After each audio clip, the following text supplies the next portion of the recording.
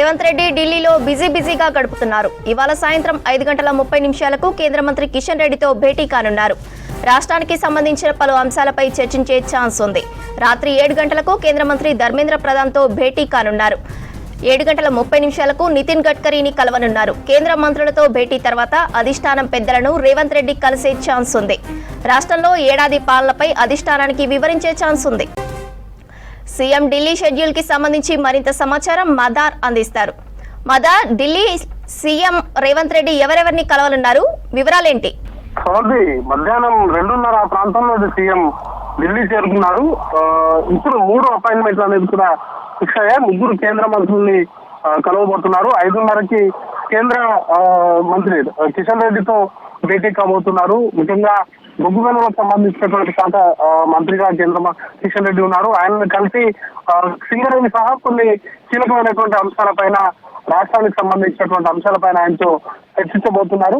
ఆ తర్వాత కేంద్ర విద్యాశాఖ మంత్రి ధర్మేంద్ర ప్రధాన్ తో భేటీ ఉంటుంది. విద్యా సంబంధించి యూనివర్సిటీలు కావచ్చు, లేకపోతే కొన్ని ప్రత్యేకంగా స్కిల్ యూనివర్సిటీ ఇట్లాంటి ఫ్లాగ్షిప్ కొన్ని యూనివర్సిటీలను కూడా తెలంగాణలో రాష్ట్ర ప్రభుత్వం ఏర్పాటు చేస్తుంది. కాబట్టి వాటికి కేంద్ర ప్రభుత్వం నుంచి సహాయ సహకారాలు అందించడంతో పాటు ఇటీవలే కొన్ని నవోదయ పాఠశాలను కూడా తెలంగాణకు కేటాయించారు. వాటితో పాటు అదనంగా కొన్ని నవోదయ పాఠశాలలు కావచ్చు, అలాగే ఇతర పాఠశాలలకు సంబంధించినటువంటి కేంద్ర ప్రభుత్వానికి సంబంధించినటువంటి పాఠశాలల నెలకొల్పానికి సంబంధించినటువంటి అంశాలపైన ధర్మేంద్ర ప్రధాన్తో చర్చించేటువంటి అవకాశం ఉంది. ఇక దాంతో పాటు 7:30కు కేంద్ర రోడ్డు రవాణా శాఖ మంత్రి నితిన్ గడ్కరీతో భేటీ ఉండబోతుంది. గత పర్యటనలో కూడా సీఎం నితిన్ గడ్కరీతో భేటీ అయ్యారు. ముఖ్యంగా రీజనల్ రింగ్ రోడ్ తో పాటు 6 లేన్లకు సంబంధించినటువంటి నేషనల్ హైవేస్ కు సంబంధించి ప్రాజెక్టులు కొన్ని ఉన్నాయి. ఇటు నల్గొండలో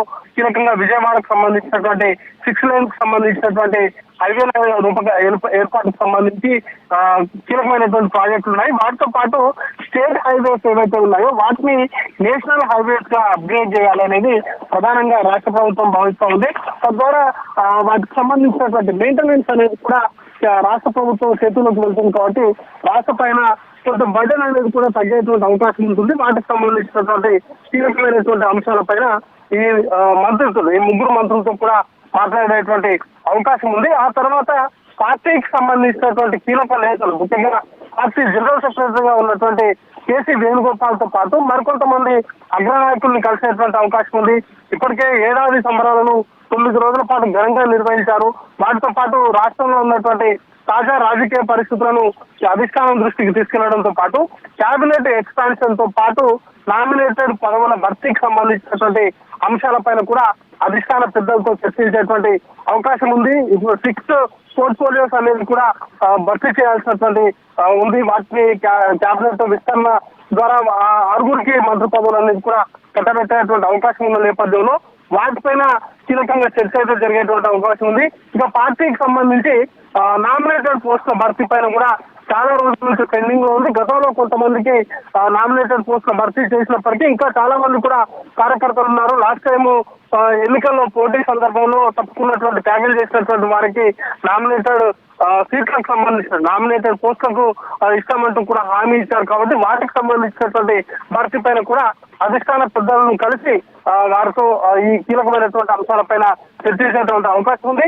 దాంతో పాటు ఈ రోజు, రేపు, ఎల్లుండి 2 రోజులు కూడా ఢిల్లీలో ఉండబోతున్నారు. కాబట్టి కాంగ్రెస్ పార్టీ అధిష్టానానికి సంబంధించి ముఖ్యంగా రాహుల్ గాంధీ, మల్లికార్జున ఖర్గే, ప్రియాంక గాంధీలను కూడా ఈ పర్యటనలో సీఎం కలిసేటువంటి అవకాశాలు ఉన్నాయి.